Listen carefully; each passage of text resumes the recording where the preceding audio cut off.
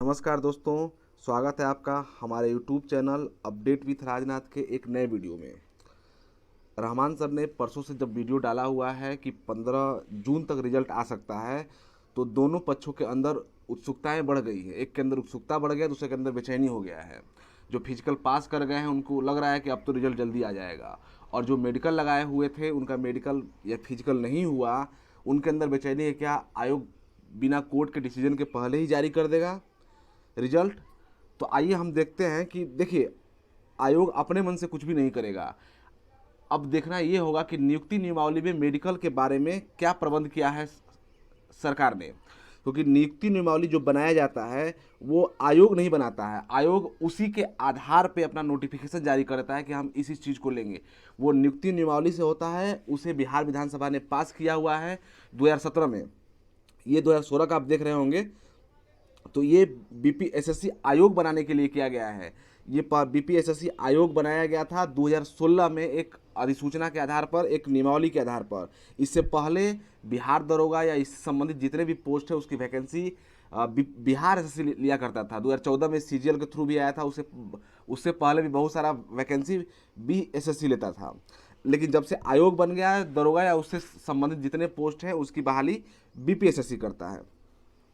तो हम देखेंगे कि नियुक्ति नियमावली में मेडिकल वालों के लिए क्या प्रबंध किया हुआ है सरकार ने, ठीक है। और आयोग अगर इस केस को जीत सकता है तो किस आधार पर कोर्ट में जीत सकता है। देखिए, मेडिकल वालों के लिए एक उम्मीद है, प्लस पॉइंट है कि हमें आयोग ने 22 तारीख से पहले कुछ लोगों को दिया हुआ था, प्रवेश पत्र जारी कर दिया था कि आपका बाद में होगा। पिछले बार भी 17 के वैकेंसी में भी मेडिकल लिया गया था।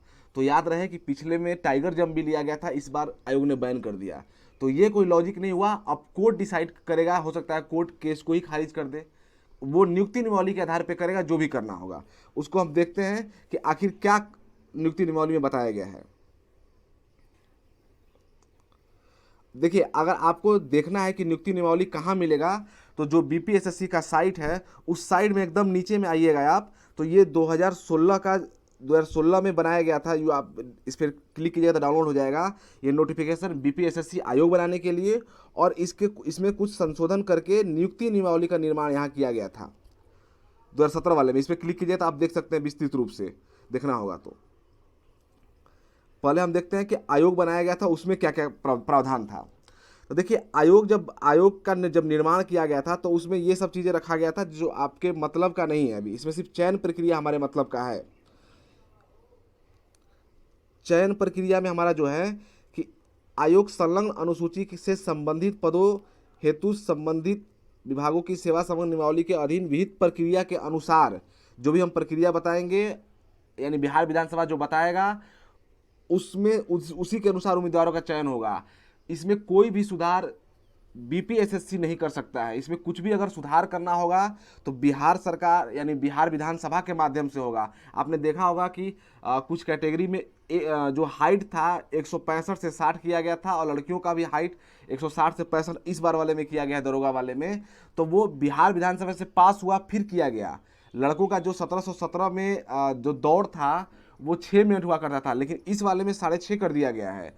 वो उस बिहार विधानसभा से फिर से सुधार होकर आया, तब किया गया था। आयोग इसमें कुछ भी नहीं कर सकता है। तो देखिए, इसी प्रक्रिया के अनुसार करेगा। इसके लिए बताया गया है कि एक नियमावली है, उसी के आधार पर आयोग करेगा। तो देखते हैं नियमावली क्या है इसमें, और देखते हैं हमारे पास कुछ है जानने के लिए इसमें। तो देखिए, इसमें एक चीज़ दिया हुआ है कि अवशिष्ट मामले यानी जिसका जिक्र इस नियमावली में नहीं किया गया होगा, उसका शक्ति किसके पास होगा। तो उसका शक्ति दिया गया है, कोई भी अवशिष्ट मामला होगा राज्य सरकार के द्वारा इसके प्रावधान के अनुसार निस्तारित किया जाएगा, राज्य सरकार के पास है। लेकिन इस अधिनियम के थ्रू ही है। देखिए, इसके थ्रू किस किस चीज़ का वैकेंसी आता है। तो दरोगा का, सर्जेंट का, company compounder, fire station officer, आंसू और निरीक्षक, इन सभी पोस्टों पे जब भी बहाली आएगा अब से, यानी 2016 के बाद से बीपीएसएससी ही कराएगा। अब बिहार कर्मचारी चयन आयोग नहीं कराएगा इन सभी पोस्टों पे। आप देख लीजिएगा एक बार डाउनलोड करके। आइए देखते हैं कि नियमावली में क्या किया गया है। यही है नियमावली जो 2017 में पास हुआ था 31 अगस्त को। इसके बाद 2017 में सितंबर में बहाली आया था 1717 वाला। इसमें कार्य के लिए कुछ नहीं है, जो होगा हम दिखाते हैं आपको। इसी आधार पर नोटिफिकेशन बनाता है बीपीएसएससी। इसमें देखिए लिखा हुआ है कि प्रारंभिक परीक्षा में 200 अंकों के लिए 100 प्रश्न होगा 30% प्राप्त करना होगा कम से कम। 20 गुना सफल अभ्यर्थियों को बुलाया जाएगा मेंस परीक्षा के लिए। इसी आधार पे नोटिफिकेशन बना के किया गया था। प्रथम चरण में आयोजित प्रारंभिक परीक्षा में सफल अभ्यर्थियों को मुख्य परीक्षा में सम्मिलित होने का अवसर प्रदान किया जाएगा। मुख्य परीक्षा में 2 प्रश्न पत्र होंगे, 200 अंकों का सामान्य हिंदी, 100 प्रश्न होंगे। वैसे ही 100 क्वेश्चन होगा जीएस का, जिसके में समान अध्ययन, समान विज्ञान, नागरिक शास्त्र, भारतीय इतिहास, भारतीय भूगोल होगा। ये सब इसी चयन नियमावली के आधार पे नोटिफिकेशन बनाया गया था। देखिए मेडिकल के लिए अभी आगे देखते हैं कि लिखित परीक्षा के बाद 6 गुना बच्चों को बुलाया जाएगा शारीरिक दक्षता के लिए, और उसमें अर्हता प्राप्त अभ्यर्थियों की प्राप्त संख्या में अनुपलब्धता की दशा में आयोग द्वारा उक्त अनुपात के रूप में कम किया जा सकता है। अगर लड़के कम होते तो कुछ भी अनुपात को बढ़ाया भी जा सकता है आयोग के अनुसार। इसके लिए आयोग के पास शक्ति है। इसमें देखिए एक और चीज़ लिखा हुआ है कि पूरी प्रक्रिया की वीडियोग्राफी कराई जाएगी, इसलिए वीडियोग्राफी भी हो रहा था फिजिकल के समय। प्रत्येक दिन शारीरिक दक्षता परीक्षा में सफल अथवा असफल होने वाली की सूचना सभी अभ्यर्थियों को देगा तथा असफल अभ्यर्थियों से शारीरिक माप एवं जांच निर्देशन पर हस्ताक्षर की अपेक्षा करेगा। इसीलिए सभी जो अभ्यर्थी पास नहीं हो रहे थे दौड़ में, हाई जंप, लॉन्ग जंप, गोला में, उनसे सिग्नेचर करवाया जा रहा था इसी के लिए। यदि कोई अभ्यर्थी शारीरिक दक्षता परीक्षा के परिणाम से संतुष्ट हो तो असंतुष्ट हो तो परीक्षा की तिथि के 3 दिनों के अंदर अपनी आपत्ति दर्ज करेगा। क्योंकि सभी असफल हो गए होते हैं इनको, इसलिए कोई आपत्ति कोई जनरली दर्ज कराता नहीं है, लेकिन ऐसा प्रावधान है कि करा सकता है वो।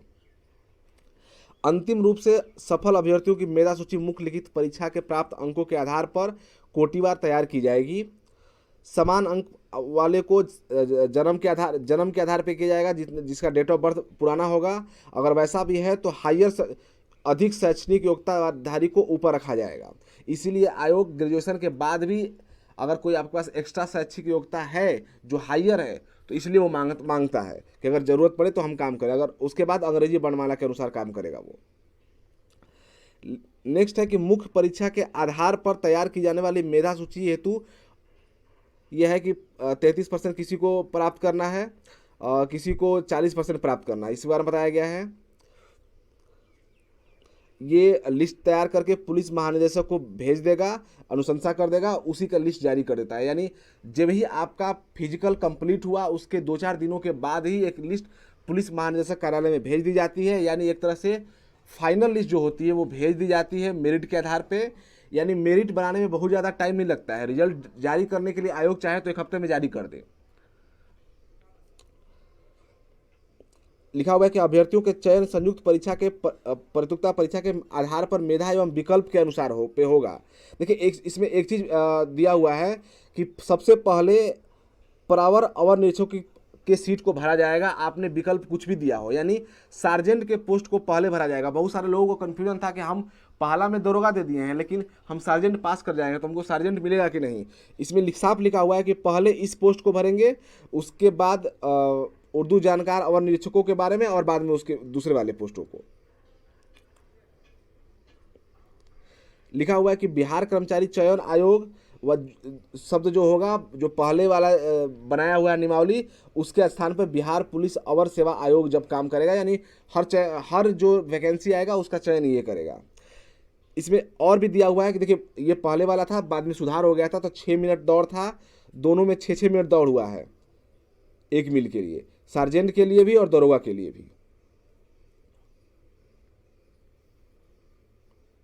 इसमें वही है जो फिजिकल क्राइटेरिया पास करना है, वही इसी के बारे में बताया गया है। हाइट 165 रखा गया है, जो बाद में जो तीसरा वाला यानी अभी जो दरोगा पीटी होने वाला है उसमें कुछ कम कर दिया गया है, तो ये पुराना वाला ही है। इसमें जो अमेंडमेंट हुआ है वो बहुत ज़्यादा नहीं होता, उसमें सिर्फ अमेंडमेंट वाला लिखा रहता है, इसलिए हम उसको नहीं दिखाए हैं आपको। देखिए, इसमें आप ध्यान से सब कुछ पढ़ने के बाद आपको ये पता चलेगा कि इसमें मेडिकल के लिए आयोग के पास कोई भी पावर नहीं दिया गया है। यानी मेडिकल के लिए आयोग बुला भी सकता है, आयोग नहीं भी बुला सकता है। एकदम नेसेसरी नहीं है कि जो लड़का मेडिकल लगा दिया है उसको आयोग बुलाएगा ही। यही एक आधार बनता है। हाई कोर्ट में जो केस हुआ है उसमें आयोग जीत सकता है कि हमारे पास हमको मेडिकल के लिए बुलाने का कोई अधिकार ही नहीं है, तो हम आयोग इसलिए बुलाया होगा बच्चों को। मेडिकल का प्रावधान पिछले बार किया होगा और उनका लिया भी होगा, क्योंकि उस बार लड़के ही कम हो गए थे, फिजिकल पास ही नहीं कर पा रहे थे। और इस बार भी आयोग को लग रहा होगा कि बहुत ज़्यादा लड़के पास नहीं करेंगे, लेकिन जब स्टार्टिंग में बहुत ज़्यादा बच्चे पास कर गए फर्स्ट शिफ्ट के बाद, तो उसमें देखे होंगे कि अब टाइगर जैब को बैन कर दिया गया था और सुनने को मिला था चेयरमैन के थ्रू के लड़के तो बहुत पास कर जा रहे, अब कौन सा उपाय किया जाए।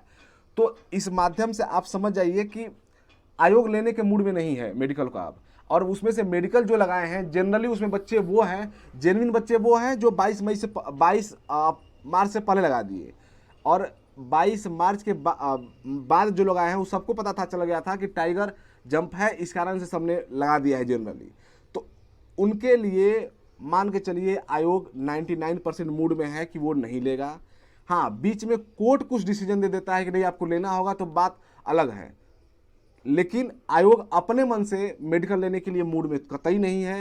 हो सकता है आयोग हाई कोर्ट के से पहले ही, डिसीजन से पहले ही आपको रिजल्ट जारी कर दे। यानी लॉकडाउन अभी 1 जून तक है, हो सकता है 1 हफ्ते के लिए और रहेगा, उसके बाद आयोग रिजल्ट तुरंत जारी कर देगा 1 हफ्ते के अंदर। उसको पता है कि हो सकता है कोर्ट का डिसीजन आ जाए, क्योंकि कोर्ट के डिसीजन के बाद इसको रुकना पड़ सकता है। तो देखिए, उम्मीद कीजिए कि जल्दी से जल्दी आपका रिजल्ट हो जाएगा। आज के लिए बस इतना ही, धन्यवाद।